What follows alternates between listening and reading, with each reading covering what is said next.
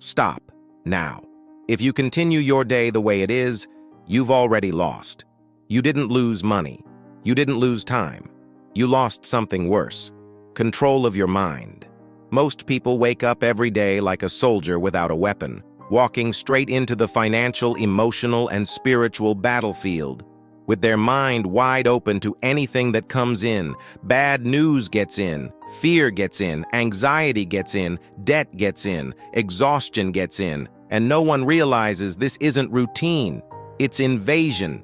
Before you open Instagram, before you answer messages, before you run to work like a modern slave, too busy to think, there is something that must be done or you will be led like cattle for the rest of the day. You were taught to pray like someone begging for scraps. The Bible never taught that.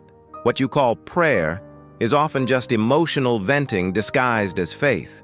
Loose words, a scattered mind, no authority, no strategic repetition, no activation. And meanwhile, your mind, the real battlefield, is left abandoned. Napoleon Hill called this an undisciplined mind. The Bible calls it a double-minded man, unstable in all his ways. It's no coincidence that you work, strive, pray, and still remain stuck. The problem is not a lack of faith. It's a lack of mental command. Today, you will not hear a pretty message. You will take part in an act of mental warfare. Because repetition is not an empty ritual. Repetition is programming. Repetition is dominion.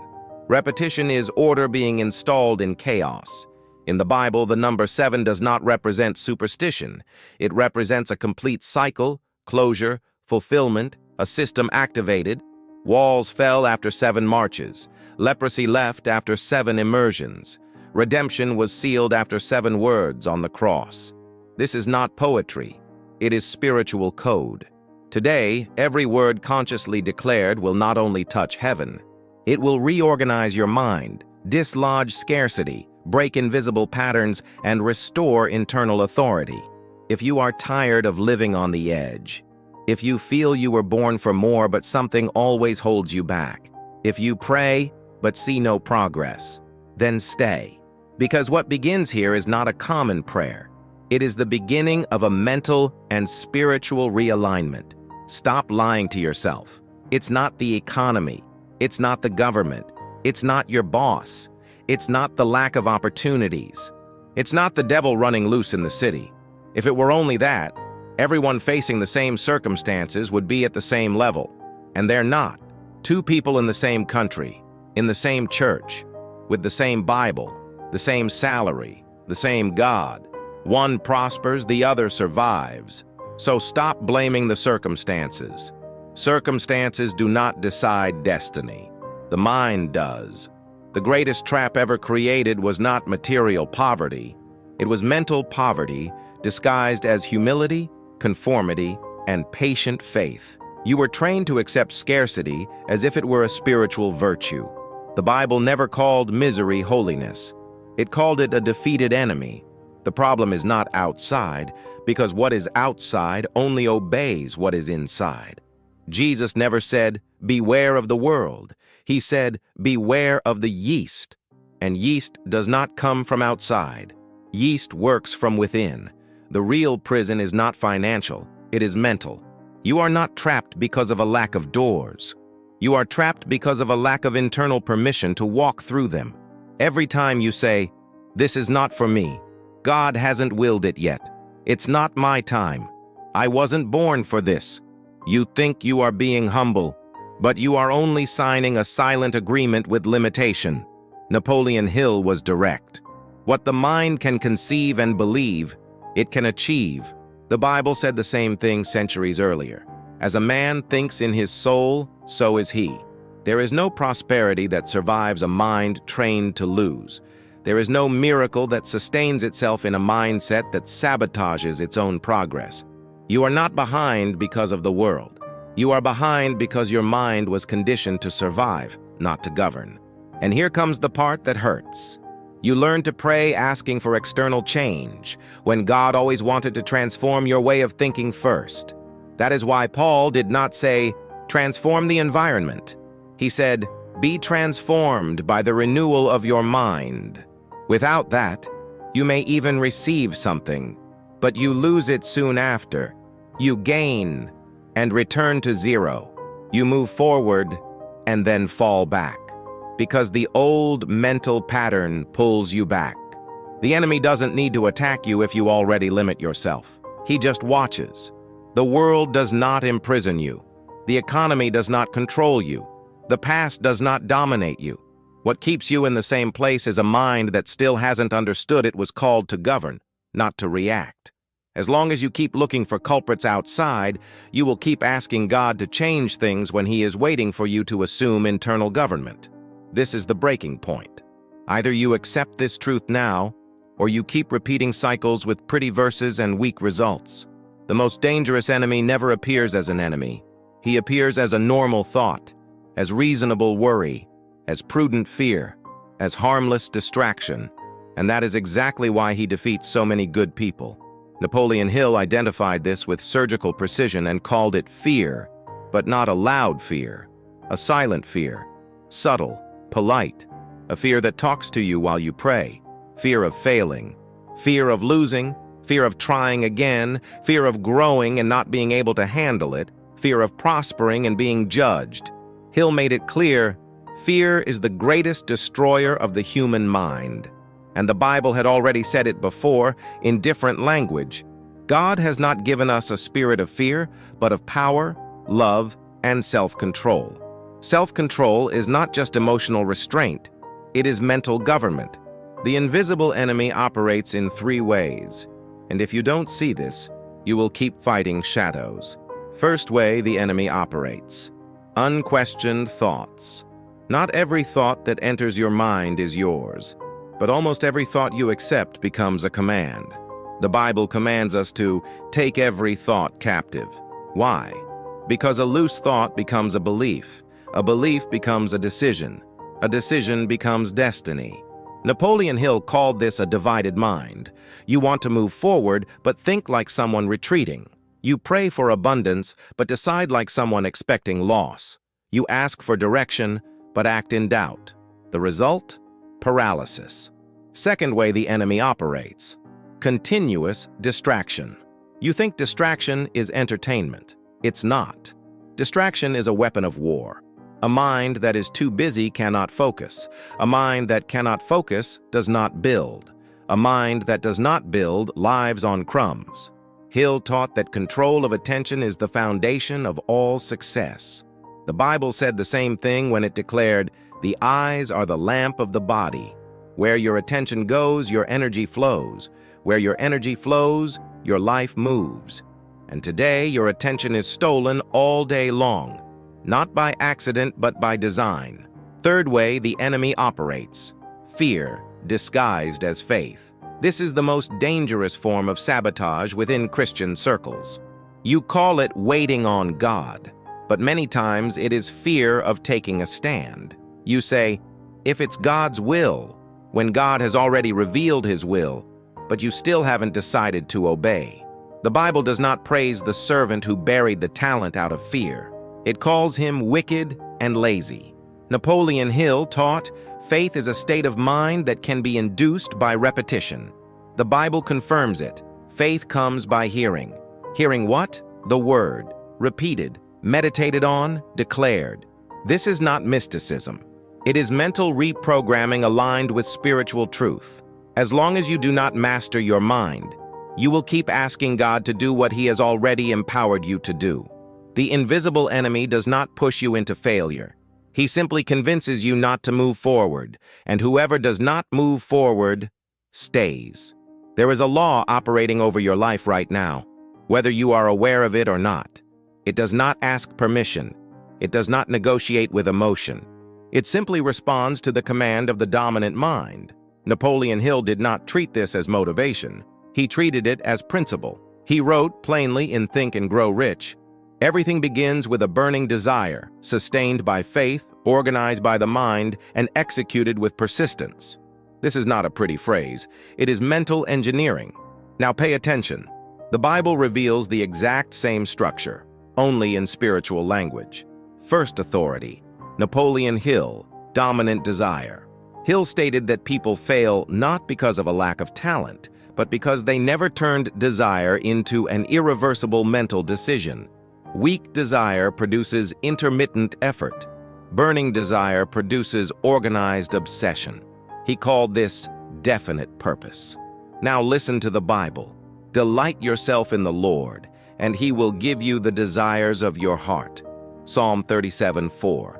This does not mean God fulfills whims. It means that when desire is aligned, it becomes divine fuel. Without clear desire, there is no movement. Without movement, there is no provision. Second authority. The Bible. Faith as substance. Hill taught that faith is a cultivable mental state, not a random feeling. The Bible defines faith even more forcefully. Faith is the substance of things hoped for. Hebrews 11:1. Substance is not emotion. It is invisible matter that precedes the visible. In other words, first, faith is established in the mind. Then the external world rearranges itself. There is no sustainable miracle without a prepared mental structure. Third authority, spiritual law, persistence. Hill was relentless on this point. Those who stop too soon never discover how close they were. He wrote, "Most people give up when they are only a few steps away from success." Now see the biblical echo. Let us not grow weary in doing good, for in due time we will reap if we do not give up. Galatians 6:9. Persistence is not stubbornness. It is loyalty to the vision when circumstances have not yet obeyed. Here is the revelation few accept. God does not break His laws to favor you. He favors you when you operate within them. Napoleon Hill discovered the mechanics. The Bible revealed the source. A focused mind plus active faith plus disciplined persistence. The inevitable release of results. That is why many people pray, fast, cry, but see no progress. It is not a lack of anointing. It is a lack of alignment with the law. You are not waiting on God. God is waiting for a mind decided enough to sustain what He wants to deliver. When these three authorities align, the mental, the spiritual, and the practical, progress stops being a question of if and becomes a question of when. Let's talk about Israel in the desert. Not as a Sunday school story, but as a mental X-ray. Israel left Egypt in one night, but it took 40 years for Egypt to leave Israel's mind. This is the point almost no one has the courage to face. They had a promise. They had prophecy. They had supernatural signs. They had daily provision. They had an anointed leader. Yet they died along the way. Why? Because their minds never left the slave mentality. God took Israel out of physical captivity, but Israel never allowed God to remove the mental captivity from within them. And here is the fatal error. They saw miracles, but thought like victims. Napoleon Hill would call this a mind conditioned for defeat. The Bible calls it hardness of heart. Every time a challenge arose, their minds went back to the past. It was better in Egypt. At least there we had food. Here we're going to die. This is not complaining. This is old mental programming trying to take control again. The promise did not fail. What failed was the mentality required to inhabit it. Now observe Joshua and Caleb. They saw the same giants, walked through the same desert, faced the same risks, but they had a different mind. While 10 said, "We cannot," Joshua and Caleb said, "We will certainly go up and take possession of it," not because they were stronger, but because they thought aligned with the promise, not with fear. Napoleon Hill explains this as a dominant decision. The Bible calls it active faith. And here is the uncomfortable revelation. God did not prevent Israel from entering the promised land. Israel excluded itself mentally. They were not defeated by giants. They were defeated by repeated thoughts. That is why God makes a radical decision. None of this generation shall enter. It was not punishment. It was structural impossibility. The promised land requires responsibility, governance, vision, confidence, discipline. A slave mind cannot sustain abundance. It wastes it, complains, sabotages. That is why God waits for a new generation, not by age, but by mentality. Now pay attention, because this is straight to you. If you pray for prosperity but think like someone who only expects to survive, if you ask for open doors but live trapped in fear of making mistakes, if you desire progress but feed thoughts of scarcity, you are in the same desert, with the same promise, repeating the same mistake. Correction comes when the mind changes. Joshua receives the key command. This book of the law shall not depart from your mouth. Meditate on it day and night. This is not religiosity. It is continuous mental reprogramming. The promise only moves when the mentality aligns. Pay attention, because what comes next is not for everyone. There is an exact point where most people give up, not because the path ends, but because the mind cannot handle the pressure of progress. Napoleon Hill revealed this without hesitation.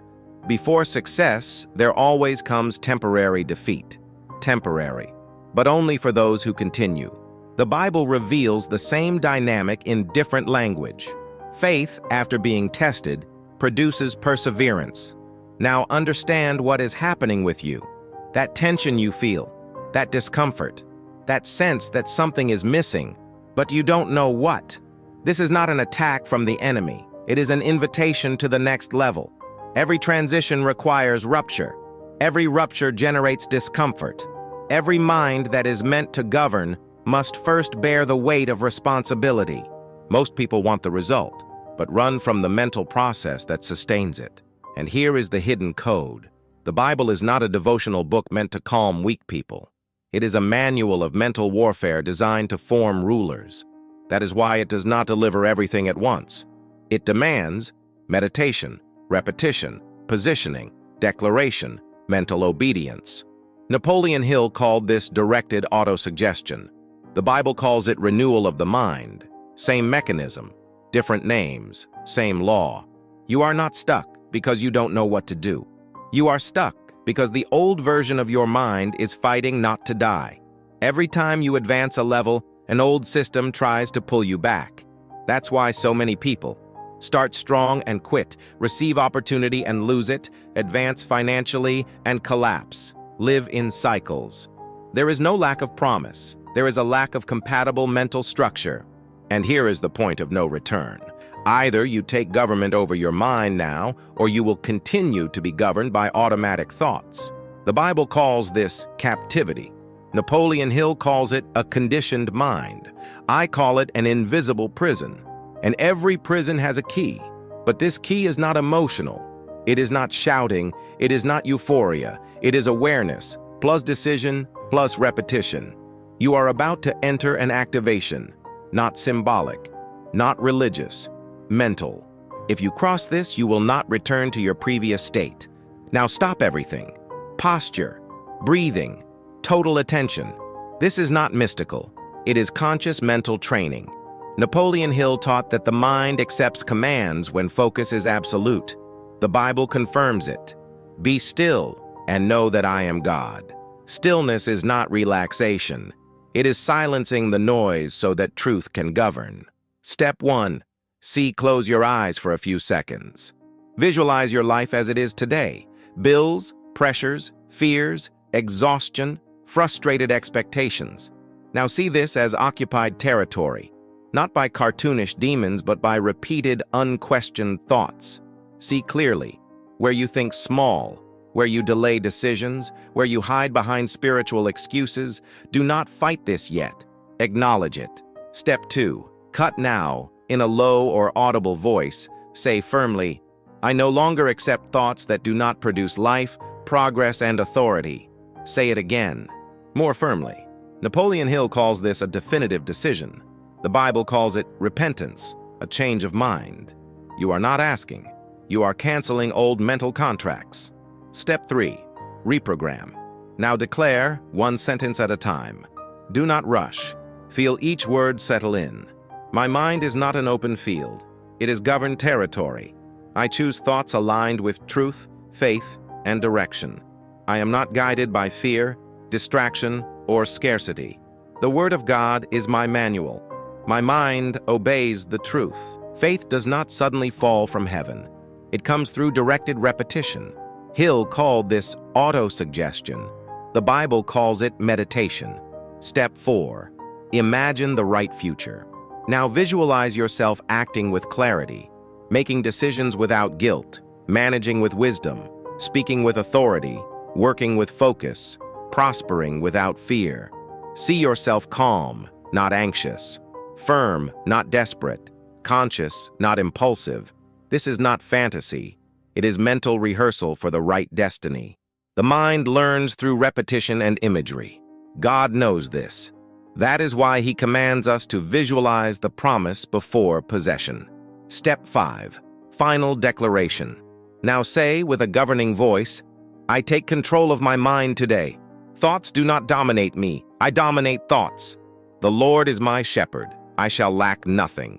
Not direction, not provision, not clarity.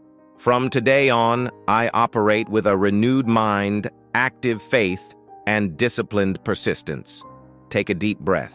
You have just activated a new pattern. Do not expect to feel anything special. Authority does not shout. It establishes itself. From here on, some things will die, and that's okay. They needed to die. You are no longer a slave to automatic thoughts, reactive to circumstances, a hostage to fear disguised as prudence, dependent on external validation, a spiritual survivor living on the edge. You are no longer someone who prays asking permission to prosper, confuses humility with scarcity, thinks God is glorified by your stagnation, waits for signs while avoiding decisions that is over. The Bible does not call you a passive servant. It calls you an heir. If we are children, then we are also heirs. An heir does not beg. An heir manages. Napoleon Hill states that successful people think in terms of identity before results. The Bible revealed this first. As a man thinks in his soul, so is he. Now listen carefully. Not as someone who hears, but as someone who assumes. You are guardian of your mind, steward of what God entrusts, responsible for the territory you occupy, called to govern, not merely to believe, part of a lineage of conscious spiritual authority. You are someone who decides before feeling, acts before seeing, remains when others retreat, sustains vision under pressure. You were not called to repeat cycles. You were called to break them. You were not born to survive the weak. You were born to build a legacy. You are not part of the crowd that prays and forgets. You are part of the remnant that understands, applies, and remains. The Bible calls this a holy nation, a chosen people. Napoleon Hill would call it the mental elite, not out of pride, but out of responsibility. From now on, you do not react to chaos. You impose order, not because you are strong, but because you are aligned. And when identity changes, decisions change. When decisions change, destiny changes. If this spoke to you, do not remain silent. Silence is neutrality, and neutrality does not exist in war. Right now in the comments, without explaining, without justifying, I do not react, I decide. This phrase is not engagement. It is a public record of position. If you understand that this is not common content, but training for those who govern their own minds, then subscribe, not to consume videos, but to become part of a conscious army. Here we do not form spectators. We form people who think with clarity, decide with faith, persist under pressure. Share this video with someone you know who was born for more, but is still fighting inside their own mind. This is not for everyone. It is for those ready to assume internal government. Advance.